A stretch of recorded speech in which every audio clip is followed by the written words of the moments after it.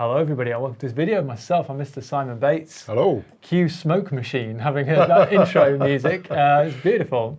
We are here with a expensive car's worth of saxophones. Indeed. The two SELMER Supremes, Alto, Bingo, and the new Tenor in one place at one time. This is amazing because stock is not exactly easy to get at the moment, but we are here to talk SELMER Supremes, pretty much the most expensive saxophones on the market. The latest model from SELMER is this Tenor Supreme in 2023. We're recording this in April 2023, and the Tenors have just arrived. Limited stock, like I say. So we're going to talk everything Supreme, what they've done, why they've done it, how the Alto is compared to the Tenor, how they compare to other models and makes and all the rest of it. But we wanted to let Simon just have a good old play on the Tenor so we can all hear what it can do. Okay. And then, Simon, I'm going to drain the thoughts from your mind. All right. Maybe I should get a bit more funky. Okay.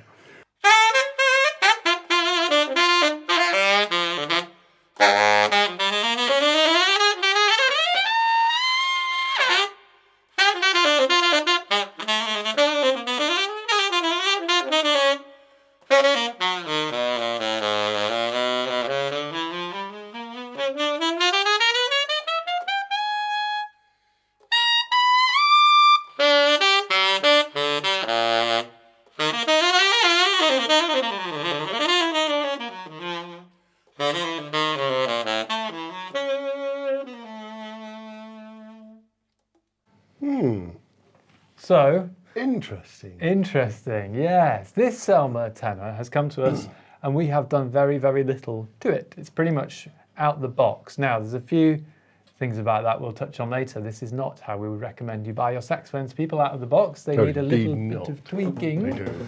But we'll come to that. But first impressions, Simon? As I say, it's interesting because, I mean, it looks absolutely amazing. You know, it's got a really kind of deep gold lacquer. The feel of it is very comfortable, but the main thing for me is it's quite light. It's definitely lighter than my Yamaha custom Tenor. It's without a doubt a few pounds lighter than a Series 3 and a Series 2 even. So I'd say that's a massive advantage. It's got a really good core to the sound as well. It's a nice sort of stable heavyweight sound. Perhaps a few things that maybe would be ironed out with setup for me. There's a little bit of inconsistency between a few of the notes every now and again, but it's sweet as a nut at the bottom. The Altissimo's good, but I found you have to work quite hard to get it. Yeah. Maybe that's the setup. Maybe I need, because I'm just using my standard setup of a Jody Jazz Jet, yeah. and a 2.5 Java reed. So possibly I'd tweak that. Maybe try and find something because it's not always the case that your mouthpiece is going to work with every saxophone. You know, I've changed mouthpieces when I've changed saxophones quite a lot, but. Yeah, as I say, the look's amazing. It's got this very quirky engraving, which, from the look of the Alto as well, is a pattern, but I would suspect different on each instrument. It's got mosquitoes on there. He's not sure he likes the engraving, but we'll come back to that later. I'm quite a traditionalist when it comes to that sort of thing. That's fine. Yeah. I want to pick up on a couple of things you said, but I'll come back to them about just the inconsistencies and maybe how important setup is in all of this. But just let's cover a couple of things that SELMER have done on both the Alto and the Tenor and across this new Supreme range in general. It's really important to know that these are built sort of from the ground up. The design was from the ground up, i.e. they haven't just repurposed a reference or a Series 2 or a Series 3. They've come at it as a brand new saxophone. Now, what does that mean? Well, a few things. The actual placement of all the tone holes, the height of the tone holes, the width of the tone holes, and the layout of all the keywork is completely new compared to any other SELMER. Why? Well, that affects the intonation, the scale, the response, and the feel under the hands. We've had a couple of different people in store, our staff, trying this. Smaller-handed people tend to think it feels absolutely amazing. bigger-handed people maybe feel a little like they just need to get used to it. So I think that's the thing, isn't it? Oh yeah. No, I feel like I am getting used to it. First impressions were, oh, the keys are in the wrong place. But now, you know, I'm feeling a lot more comfortable with it. Yeah. So that's something. Slightly longer bell design. How can it be longer? Well, it's slightly narrower. That's how it can be longer. And a different design in the taper and the actual internal diameters of the crook than from any other Selmer that's been out there, especially on the tenor where it's opened quite a lot. So I think if any of you have ever seen our video about the Yamaha custom saxophone necks, the V1, which is the big open Yamaha, it wouldn't surprise me, we haven't measured one, but if this wasn't along the lines of that, and it's very big, flare open, huge, and that shovels a lot of sound sort of straight into it. So those are some of the things which they've done on all of them, plus this neck collar, where you tighten the screw for your neck, you can unscrew this and move this around. Oh, I'm going to try that. And you know what? There's one place where it makes every note in tune, you play everything perfectly, but you have to find that place yourself. We're not allowed to tell you where it is. But joking aside, I think the idea is that because of the importance of this acoustically, the idea is that different places of where you position the screw will affect the resonance and the I guess it's like the heavy mass neck screw idea and all that. Exactly. Changing something. Exactly. I've moved mine. Let's just see if it makes a difference.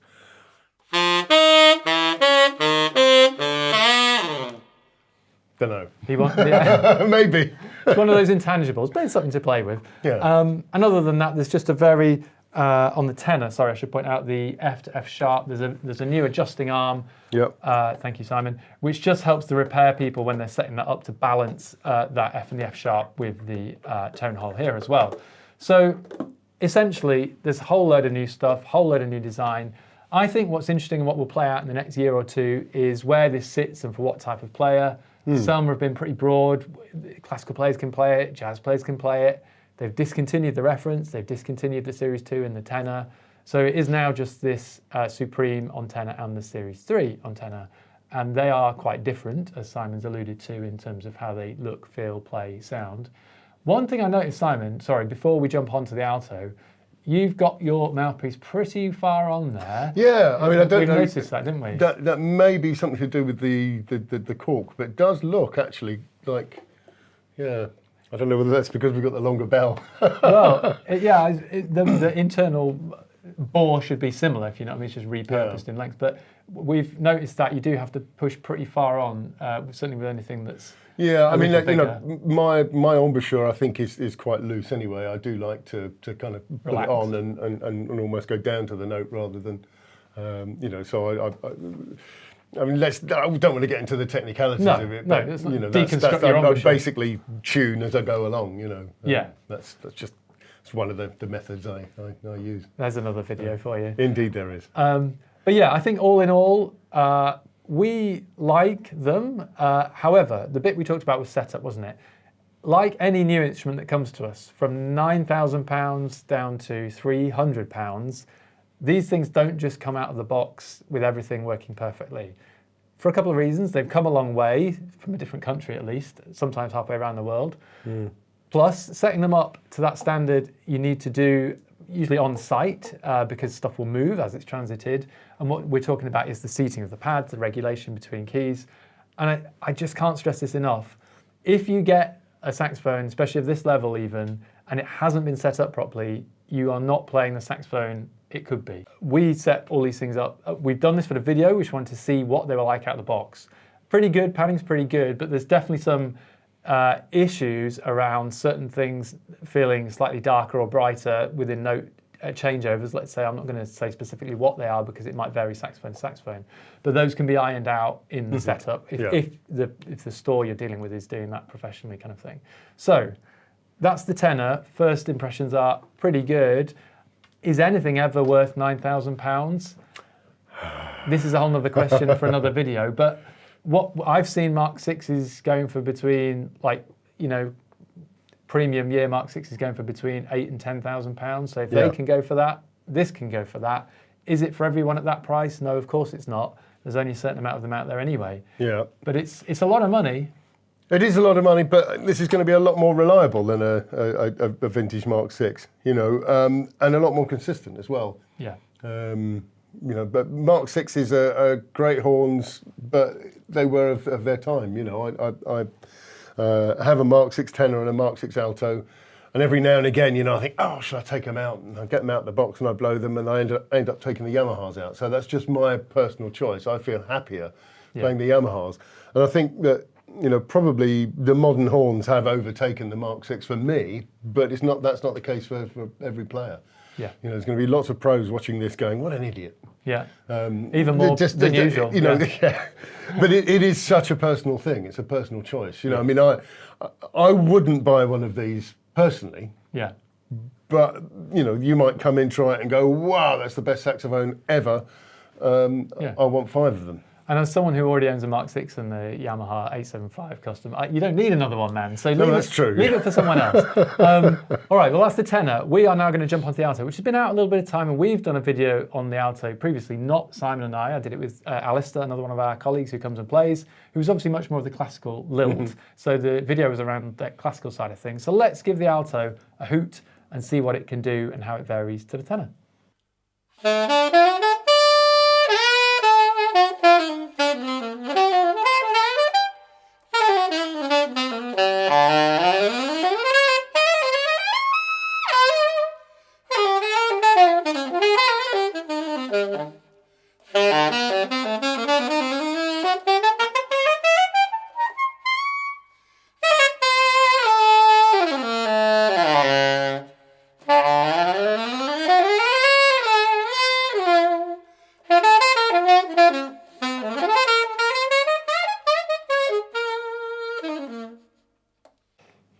Yeah, perhaps not my usual tuneful stuff. I'm trying to discover what this saxophone can do. Yeah. Well, how is it on the gentle side of things?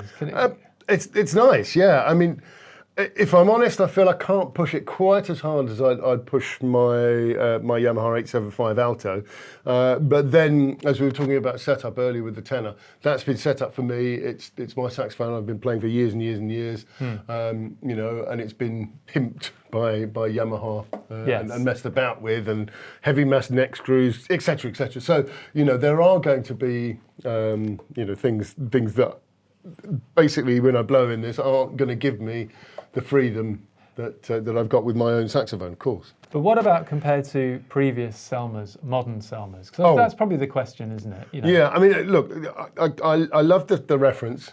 Yeah, we've done a couple of videos. I mean, you know, perhaps it's I don't know whether it's no secret, but I think the Series 3, sorry, SELMER, I think the Series 3 is a bit over-engineered. Yeah. That, for me, is not my horn, you know. I know people who have had problems, particularly with Yamahas, Yanagisawas, and other Japanese instruments at the top, and say that the Series 3 is a lot more stable at the top. I don't find that. So you know, it's a personal thing. In terms of in terms of sitting in the range, I would far prefer to play this than a Series 3. Yeah. But I did like the references. You know, I thought they were very, very well made saxophones. They had their quirks, they had their problems, and you know, I did talk to their engineers about how they could make it better, but they're not going to take advice from a Yamaha. They saw this Yamaha artist. Yamaha blazoned on his head. And I mean, we've already said Yamaha way more times in this video than I thought we would. But, sorry about that. But he's not. He's, you know, and people may comment, "Oh, well, Simon plays a Yamaha. Of course, he's not going to like them." It's not about that, because we've had Simon in trying all manner of horns, and he always tries to give a very balanced approach. I think it's sensible though that you refer it back to what you do play, because people on here may have seen you playing mouthpieces, and you're always using your setup, so they will have heard your sound before. I agree with you. I think these are different, interestingly different to the Series 3s and the Series 2s. I also am a bit of a reference fan, having a tenor reference myself. So I need to spend a bit more time with these to form my opinions, really. But I think what it comes down to is SELMER are still, to be fair, I would say at the pinnacle of saxophone production. However, the danger is these things are so expensive that they go beyond even the 99.9% of people out there. And there are such other fantastic competition from Yamaha, Yanagisawa, just to name two, and there's a few other things out there as well. But it's a big deal when SELMER come out with a new saxophone. These have been 10, 12 years in the making. You know, they've gone at it in the right way. And I think the market will tell, basically, in the next few years. Yeah, I mean, just to kind of bookend my Yamaha love, if I hit on hard times and had to sell all my collection, the last one I would sell is my Mark VI Alto. You know, so because I know that's irreplaceable, and it's something that was so much part of me for my early career, you know, and so that's possibly the saxophone I've got that means the most to me, and that's a SELMER, not a Yamaha. And it's very interesting. And final point, sorry, we've talked a lot in this video, but herein lies the problem. The one thing you wouldn't get rid of is the one thing they need you to get rid of to buy one of these. And this is SELMER's problem. Yeah. And will continue to be SELMER's problem and whilst there are Mark VIs in the world. Yeah. Has this done it? We are not here to say. We will find out. I think that's all we can say, isn't it? Yeah. Because that's what it needs to do. If we're comparing this to a Mark VI, then playability, this wins.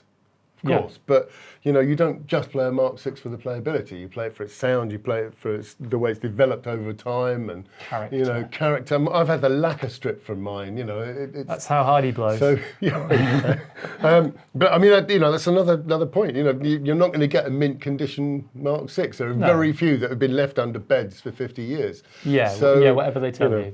Exactly. Yeah. So to you know, to be honest.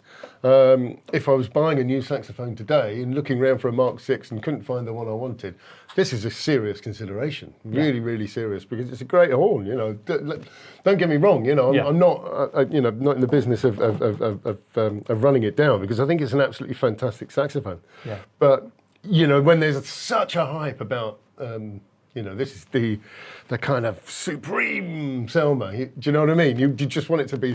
Perfect saxophone, and it's, you know, it's that close. Yeah. You know. Yeah.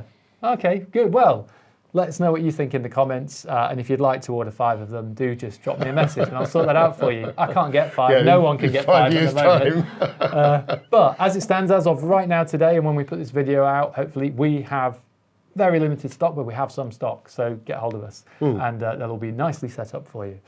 Okay, well, that's it pretty much for today. Thank you very much for watching. If you made it this far to the end of the video, we appreciate that. Simon and I will be back with more saxophone-related videos, but if you can, take us out, Simon, with something suitably supreme.